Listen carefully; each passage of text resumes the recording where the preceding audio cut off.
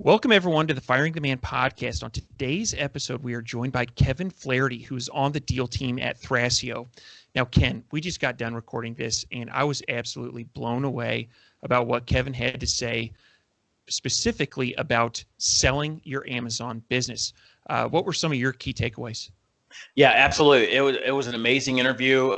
Really happy to have Kevin on the show. I've heard a lot about Thrasio and just kind of what they're doing in the space, and it's pretty exciting.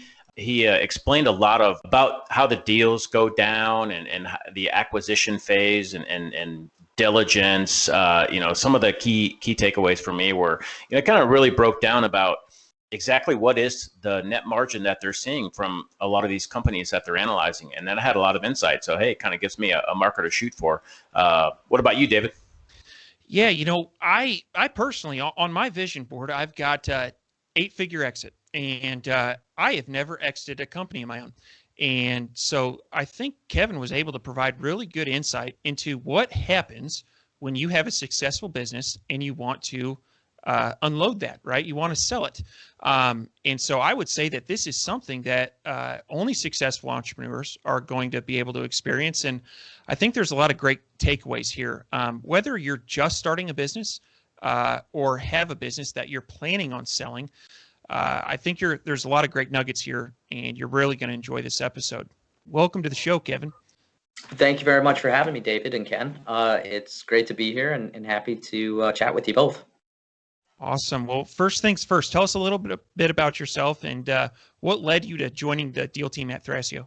Yeah, absolutely. So when I was in school, I was a double major in econ and poli-sci with a minor in philosophy. So I was a little bit all over the place and sort of a little theoretical. I always found myself drawn to entrepreneurship, but also public policy.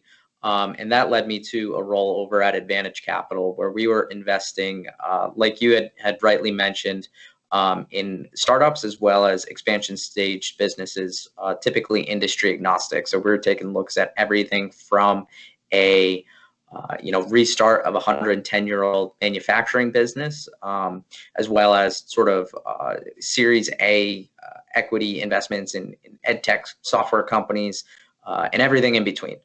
Largely what our mandate was is we were investing in underserved areas of the capital markets. So, not your Bostons, New Yorks, San Franciscos, but largely it was Midwest and Southeast. And we were investing up and down the capital stack, everything from stretch senior debt all the way down to minority equity, non-control stakes. And really what I found as I was, both sourcing and then evaluating these different types of investment opportunities was that I was really drawn to the CPG aspects of different companies that we were looking at, different footwear brands or oddly enough, food brands, things that the consumer could touch, feel, taste, resonate with the marketing and the messaging for each particular project or product, as opposed to sort of investing in a widget that would get, put inside of an airplane and, no one ever saw it, which, don't get me wrong, is cool in its own right and has value in and of itself, et cetera. But I really liked the different brands and businesses at which you could really resonate with the products at which you were selling. So I'd come across Thrasio and really realized, hey, look, these guys are utilizing this unique Amazon platform, and there's sort of a underlying underserved market here of third-party sellers who are looking to sort of liquidate this nice little asset that they've built through their storefront and through their brand. And they're taking it over and really ramping it. And it's really focused on the CPG space, everything from spatulas to pet deodorizers, et cetera, which is how I found my way onto the deal team at Thrasio, finding, evaluating, negotiating deals for these types of businesses. Now, Kevin, we often hear about 8-figure exits in our industry, and does Thrasio, do you guys evaluate and acquire businesses in that range? And if so, whenever you're looking at businesses in that size, Is there anything in common to, like, do you look for a specific amount of revenue, amount of products, or what are you looking for there that usually draws that high of a valuation? Yeah, absolutely. So that's a great question. I would say within sort of the FBA space and e-commerce as a whole, there's definitely sort of we're hitting that point where sellers and business owners are growing into that 8-figure range, and we've definitely seen more than a few of them on our own end. I should also say that we're probably one of the only acquirers in the market that has the capabilities to actually get a seller an 8-figure exit. Just given sort of our life cycle and sort of the capital that we've been able to bring down, and that's available to us for allocation into deals, right? What we typically look for at a higher level is what I typically say is strike zone for us is a business that might have 1, 2, 3, maybe 4 sort of hero SKUs. So SKUs that are generating, 70% plus of the revenue, concentrated on the Amazon platform, and, doing 10 million bucks of top line revenue. That's a down the fairway strike zone business for us. We have capabilities to purchase brands on the lower end, doing $1 million of trailing 12-month revenue, all the way up to $200 million of trailing 12-month revenue. So there's just a wide range of brands and businesses that we have capabilities for. To get into your other question of how do you get to that 8-figure exit? Typically, I would say sort of what ends up being a strike zone for us is a business that has 15% plus in net margins. Sort of we always value a business on trailing 12-month net profit or EBITDA or seller discretionary earnings. There's sort of a few different names out there, right? And so it's typically on a multiple of that. And so to the extent that you can get to a certain level of EBITDA, then an 8-figure exit is absolutely within your reach. A quick follow-up on that. Now, the last this year we've seen, it's just 2020. It's just kind of all over the board. Yeah. And towards the end of 2020, as e-commerce, kind of penetrates into retail more, I've heard that valuations are increasing. Now, have you seen that? And if you have, how much have you seen the valuations increase? Yeah, so that's a great point. I mean, I think when we first started, just to give you sort of a high level overview of who Thrasio is, how we operate, and sort of how we see the market to date, because I do think sort of a history of where the market was compared to where it is today is somewhat important. We started in September of 2018. I typically say largely with a core group of 5 guys. Our 2 CEOs are serial entrepreneurs, having started and either sold or taken public over 5 different companies in different industries. They really came across the Amazon ecosystem and e-commerce in general through an investment in a software company, Viral Launch, where they really saw sort of the democratizing power of e-commerce and the Amazon infrastructure. As I'm sure you guys know, and I'm sure that your listeners know, sort of the barriers to entry to starting your own business from 10 years ago, 20 years ago, 30 years ago, compared to today are just so much lower. And so they also saw the space is ripe for consolidation. Fast forward a little over 2 years to today, like you mentioned, David, we were able to raise over $1 billion of growth capital, fastest profitable U.S. startup to reach that $1 billion unicorn valuation, have over 300 full-time U.S. employees, over 200 overseas employees, and really have built out different spheres of excellence and expertise, et cetera. That said, we were the first to market, and we've definitely over the last 6 to 8 months seen a lot more competitors enter the space and a lot more venture capital enter the space to fund those competitors. And so with more competition, we have seen multiples go up. I would say sort of 2 years ago, even to last year, we were seeing multiples in sort of the 2.5 times range, whereas now sort of 2.8 to 3.5 times is sort of reasonably acceptable. And there's, I would say, a large portion of that is competitors being hungry for deals, and just being aggressive in terms of valuations to get a few acquisitions under their belt, right? I can tell you, sort of, no one within the marketplace has as robust a track record as us as it pertains to not just acquiring, but also operating and growing these sorts of brands and businesses. So we've definitely seen sort of multiples go up. We've moved with the market, but I wouldn't say that there's, overly egregious in terms of movement. Kevin, I want to dive a little bit deeper on multiples and specifically, but before I do that, I want to explain to the listener who may not be as familiar with this. So I'll use an example of a company with earnings of $100,000. Okay. If they sell at a multiple of 3, right, they would sell for $300,000. So that's just Sure. kind of a simple example to illustrate the point in what we're talking about here. Now, my background, and in my previous life, I worked with a lot of private equity funds. And I would say private equity tends to invest in more legacy industries. Thrasio is definitely an exception. But I would say the deals that I worked on, and I probably worked on about 50, were very heavy in manufacturing. Mm-hmm. And those would typically trade somewhere between 5 and 7 times EBITDA. Sure. And when I got into e-commerce and I started looking at the multiples that e-commerce companies are selling for, I was blown away. They would appear that they are a deal, right?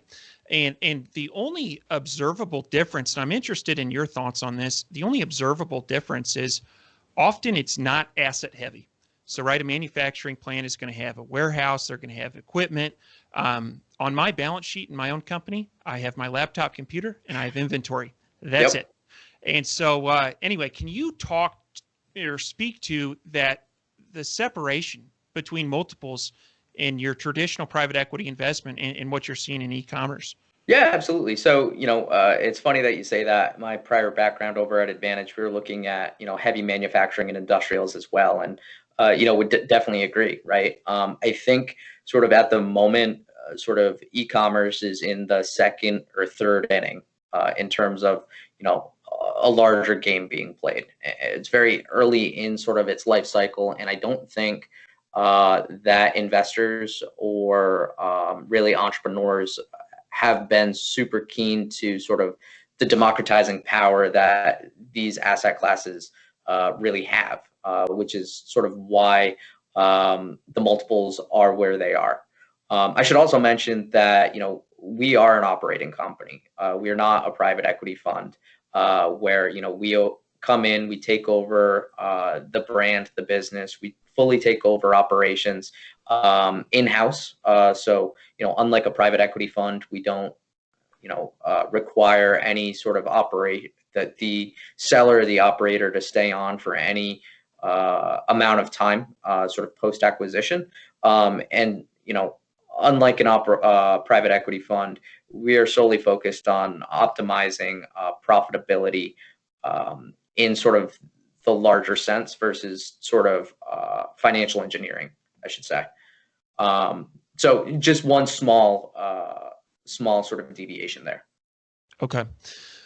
We have talked a lot about sellers' discretionary earnings. And for somebody at home wondering what the seller's discretionary earnings of their company is, can you walk our listeners through that process of how they would determine that?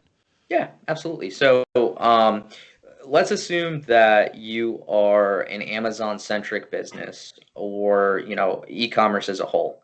Typically, the way that we look at it will be, sales minus product costs minus, for a lot of our cases, Amazon fees or other merchant fees, whether that's Shopify, Walmart, et cetera, commissions that they might take just utilizing that platform, minus marketing costs, minus operational expense. And that will come to sort of your seller discretionary earnings. And so it's a pretty simple calculation. And, as it pertains to, a lot of people ask about ad backs or things along those lines, typically, adding back a salary or for the owner, or rent. If a warehouse or an office is being utilized, things along those lines are more than reasonable for add backs and things along those lines. So Kevin, my background is in network engineering, and so the M&A and the ad backs and all that stuff's kind of new to me, right? So, and also for our listeners, so can you please explain an ad back, and can you give maybe 2 or 3 examples of ad backs when you're analyzing a deal that you're just like checking the box, like, yep, those are definitely ad backs, and then maybe some that are red flags for you guys? Yeah, absolutely. So, typically an ad back might be, I'm looking at a business and looking at their profit and loss statements. I see that the owner is paying himself, $250,000 a year. I look at that and I say, hey, look, the owner's not going to be staying on, post transaction, and we won't be incurring that cost, after the transaction has taken place. So what we say is, okay, we will add that $250,000 back into the earnings to get sort of a normalized earnings set. And what it effectively does is, it gives the seller more normalized earnings, and through the multiplier, they'll be able to sort of get more out of the deal transaction. Similar for rent, right? I'm not going to be renting out a particular office space or, a warehouse or things along those lines post transaction. And so it's reasonable to say, hey, look, we can add that rent back because we won't be utilizing it going forward, and it's not sort of essential to the transaction. And similar thing happens, right? It's seen the owner benefits through the multiplier effect. And then third and last, I might say, sort of, if there's a company car or things along those lines, if a seller is running their personal expenses through the business, we can typically add that back, and have no qualms about it. If you look at 10 deals, how many owners are running personal expenses through the business? Ooh, that's a good question. It's super taboo. I mean, no one talks about it. You know what I mean? Yeah. But I can say, in my experience, it's tends to be over 50% from companies that I've looked at. Yep. Would you agree with that? Yeah, it sort of so when we will look at profit and loss statements, typically, we have capabilities to recreate them very quickly using Amazon transaction data and product costs. And so we can take it will say, Amazon sales, product costs, Amazon fees, marketing, and then sort of operational expense. And we can sort of get a quick and dirty estimate of SDE. If profit and loss statements are provided, I would probably say that's accurate. 40 to 50% will have some sort of a personal expense running through, their own, profit and loss statements that they might utilize for taxes or what have you. So Kevin, you had mentioned at the beginning 15% profit margin, and that was refreshing to hear. And I'll tell you why. In a lot of masterminds, in a lot of Facebook groups, you hear about people, they'll talk about like a 50% or a 60% profit margin.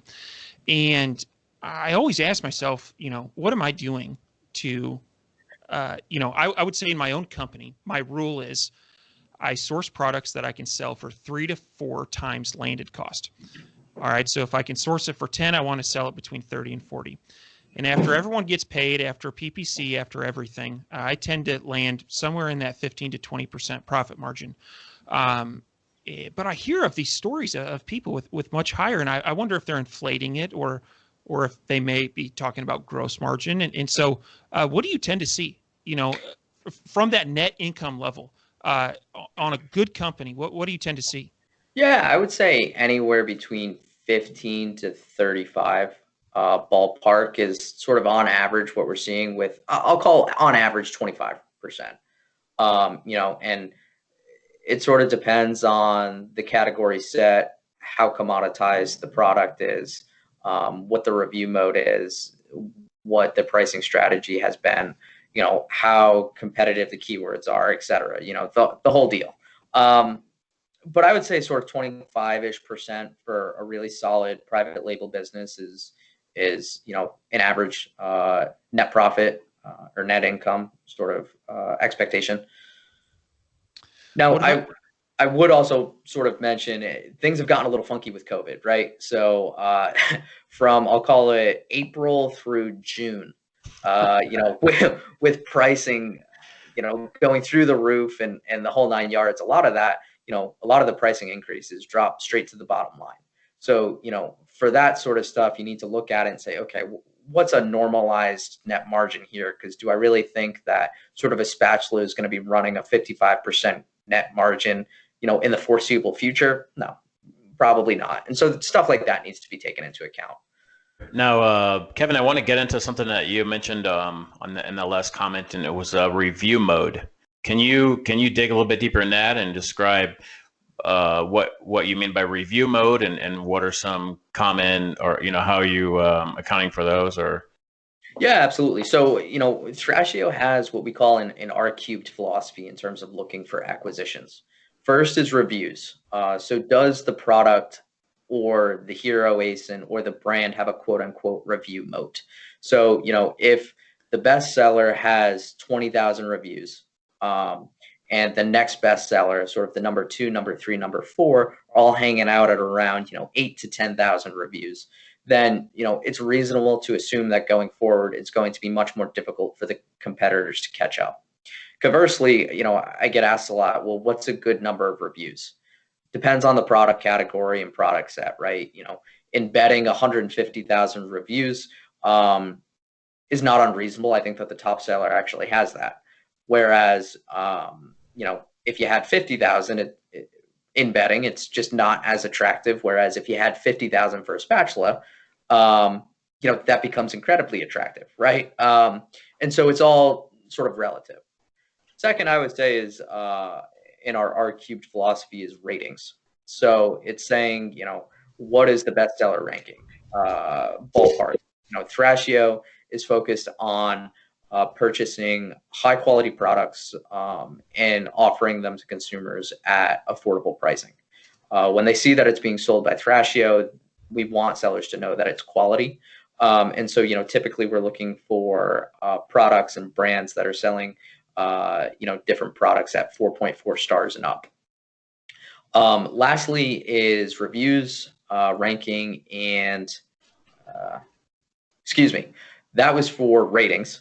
Now I'm going to talk about ranking. Apologies. Sure. For rankings, typically we like to pick off product category leaders, right? So typically in the top 10 within a subcategory is what's attractive to us. What we've found in terms of capital allocation, it's the most efficient to acquire leaders and maintain that leadership position versus maybe purchasing a more mediocre product set or brand, say in the teens, 20s, 30s in terms of ranking, and try and sort of fight an uphill battle to break into the top 10. That's really interesting. And one fundamental piece of finance is buy low, sell high, right? Find your undervalued assets. And it seems, that review moat, right, kind of goes against the grain of that a little bit, right? You're buying the winners. But I think in this space that makes absolute sense. One thing I want to move on to is diversification. So I can look at my own company, and in 2020, about 97% of my sales came from Amazon. Yep. The remaining 3% would have come from Etsy, my own website, and eBay. Yep. And when you're looking at a company, obviously your guys' sweet spot is Amazon, but how important is that diversification in terms of risk? When you're looking at a company, does diversification make that company more attractive to you?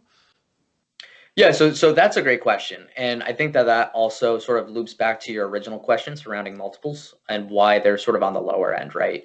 There's a lot of risk as it pertains to Amazon itself on a platform, and having that sales risk sort of lowers the multiple willing to be paid, as opposed to having either sales channels, whether that's retail or marketplaces, et cetera, or selling directly through your own website. For us, I would say sort of sweet spot is 70% plus on Amazon, with having other sales channels. I can tell you that sort of internally, we have specific teams, not just for Amazon, but Amazon International. So, the UK marketplace, the EU marketplace, focusing really heavily on the German marketplace, where, we've allocated over $200 million of capital to make acquisitions. In the UK, we've focused over $250 million, I believe, of capital to make acquisitions, but also in other sales channels, whether that be Walmart, to a lesser degree eBay, but also building out standalone direct-to-consumer websites for the brands that we do purchase. And what we do internally is take a look and say, hey, look, do the unit economics make sense for this to be a quote unquote true direct-to-consumer website where sales and transactions are made on that website? Or does it make more sense to revert or redirect traffic back to the Amazon listing, at which, theoretically you should have a higher conversion rate because people are looking on the direct-to-consumer website, which, will improve your bestseller ranking and the flywheel continues onward, right? And then lastly, where appropriate, we have a team specifically allocated to get products where appropriate into brick and mortar retail. So for us, I would say, Amazon going forward will be sort of the research and development arm of Thrasio, where we're able to pick up excellent products who have market validation and then expanding them across sort of platforms. So we really view ourselves as the next generation Procter & Gamble or CPG company, where sort of the things of the past that made CPG companies successful, being owning your own manufacturing so that you could manufacture one or two SKUs very cheaply, having a spray and pray model as it pertains to advertising, mostly through TV, and you didn't really know sort of who your demographics were. And then 3, having a stranglehold on retail distribution to really get your products into people's hands. Sort of Amazon and e-commerce as a whole has really shaped and shifted that model. Now, smaller companies can have nimble supply chains. You can really target your ad spend. You know exactly who you're hitting. And you can sell directly to the consumer, whether that be through a platform or, through your direct-to-consumer website. And so right now, yes, we're Amazon focused, but we do have the infrastructure continue to bring these products and brands outward into different platforms and sales channels. No, I love that. And the comparison to Procter & Gamble, it really hits home, right? That was in the 90s when I was first started following stocks. That was one of the first ones that I started watching, and I really like that explanation. So thank you for being thorough. Ken, I'll kick it over to you. Yeah. No, I like that explanation, and it totally makes sense. CPG, for the listeners out there, the consumer packaged goods is CPG. Just throwing it out there, because when I first heard that, I'm like, what the heck is that? But anyway, so moving on to some more fun stuff, Kevin. So let's say I want to get paid. I'm an entrepreneur. I've been jamming away for years, right? Like 3-4 years building my company, and I get to a point where either one, I'm overwhelmed, and I don't know how to grow anymore, or 2, let's just say I'm fed up and I want to move into something else. And so I built up. I've got $1 million in revenue. I'm an Amazon FBA centric business, and I've managed to to grow my bottom line to 25% net profits. And so I call Kevin, hey, I want you to take a look at my business. You look at it and you're like, yeah, this is a good fit. So can you walk me through how that would go? How do I get compensated in that whole process? Absolutely. So, typically I would say this thing, assuming it's a good fit, nice 25% margin, making $250,000 in the last 12 months. Our typical deal structure comes in 3 different tranches. First tranche, upfront guaranteed payment due to the seller on the day that the transaction closes. Ballpark range, you're going to see us probably be in the 2 to 3 times range. So anywhere from, $500 to $750,000, right? Then, what we're going to say is, hey, look, Ken, we love the brand, we love the business, not inferring that you're doing any of these things, but I'm sure that you have seen some of the underbelly of Amazon, right? And some of the risks inherent to that, whether that be black hat attacks or black hat tactics, fake 5-star reviews, free giveaways, review manipulation, etc. You name it, we've seen it. So typically what we do is say, hey, Ken, just as long as revenues remain flat 12 months post-acquisition, we're going to hold back a smaller portion of the deal economics. On average, we have been able to grow top-line revenue over 200% 12 months post-acquisition. So largely, we view this portion of the deal structure as an insurance policy to make sure that you ultimately have put your stamp of confidence on the brand, that under the right care with the institutional infrastructure and resources that we have, it will at least continue on its current trajectory. So ballpark, we're going to be in the 0.15 to 0.3 times seller discretionary earnings range in terms of a sort of compensation there. So again, smaller portion of the deal economics, largely an insurance policy. Third, and what we find sellers get most excited about is an earnout component. And that's saying, hey, look, Ken, David, we like the brand, we like the business, and whether if not for time, capital, skill set, quite frankly, interest, what have you, there's more room to grow here and no obligation from you guys to stay on and continue to operate in the day-to-day. But we do view all of our acquisitions as partnerships and do want to allow you to participate in the upside that we're able to generate. So typically what we do is we'll structure an earnout, which says that the seller will be due 50% of all profits over that $250,000 mark at the end of year one.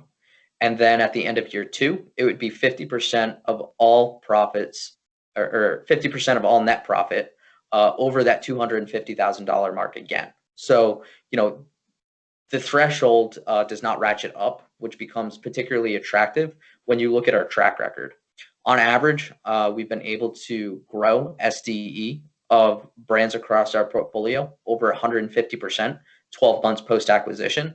And to date, we've made over 100 acquisitions within the space. And so have the most robust track record in the market to, really talk about earnout performance and things along those lines. And so that's sort of the holistic deal structure that we have in mind, sort of fair market payment for past performance of the brand, but also participation in the upside that we're able to generate. Very nice. Very nice. Are you guys only making 100% acquisitions? Yep. So we do 100% acquisitions, and sort of our diligence process lasts around 40 days from the time that a term sheet is signed to the time that the transaction actually closes. Okay. Can we dive into that diligence process? What are you looking for? What are you analyzing? What does a good company look like on the other side of diligence versus what can kill a deal through that diligence phase? Yep. So, I typically say at this point, having done over 100 different transactions, our close rate from the time that we, signing a term sheet to close is over 95%. So, not like a typical private equity buyer who, can kick the tires, tie you up in diligence, walk at the last minute. At this point, we know exactly what we're looking for. And our general philosophy is trust but verify. So the big things is sort of, verifying financial statements through third-party verification. Typically Amazon or, Shopify or Walmart is the source of truth in terms of, financials, as well as, going through credit card statements and purchase orders and things along those lines. Then sort of getting into the weeds of,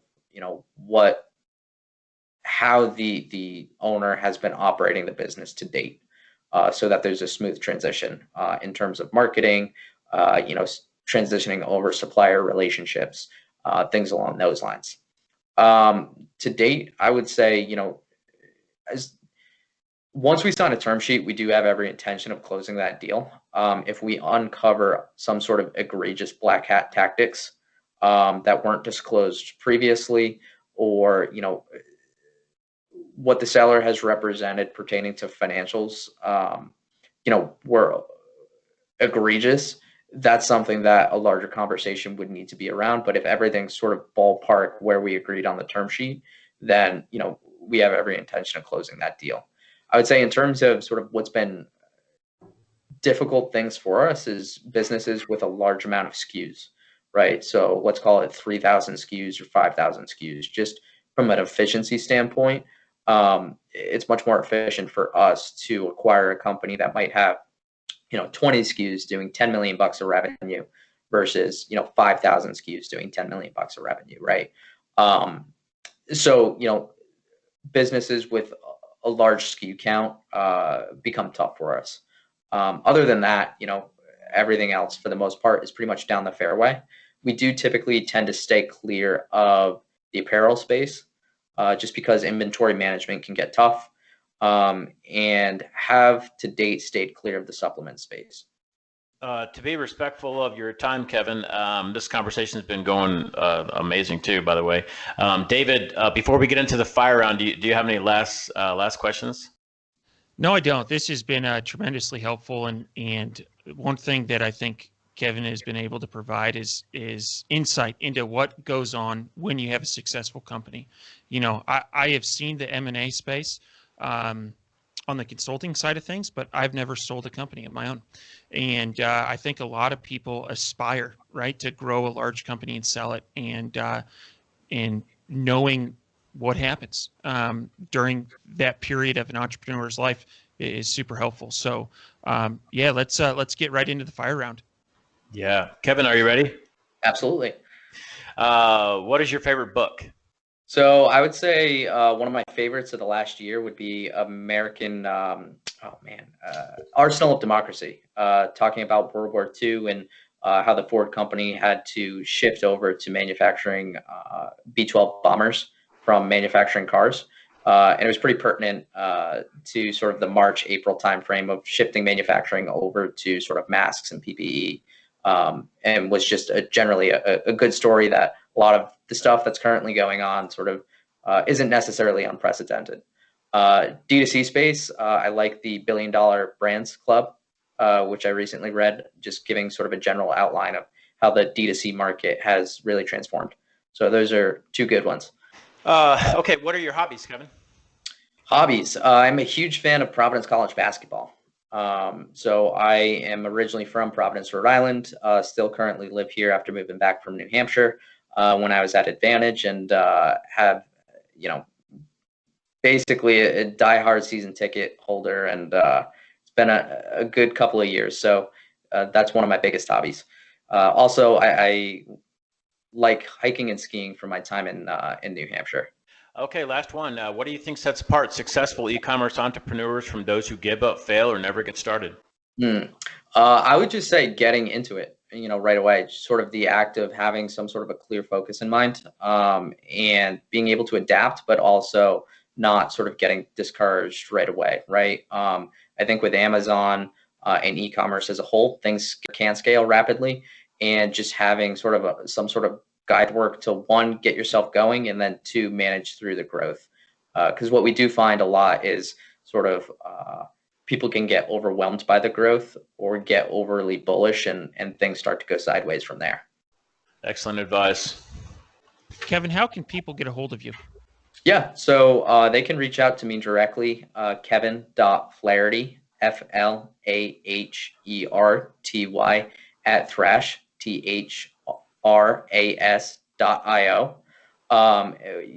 Also check out the thrash.io website. There's a contact form there, and you can tell us how you heard about us, specifically this podcast or what have you, and always happy to chat. Excellent. Well, thank you so much for being on the Firing the Man podcast, and we'll talk soon. Absolutely. Thanks, guys.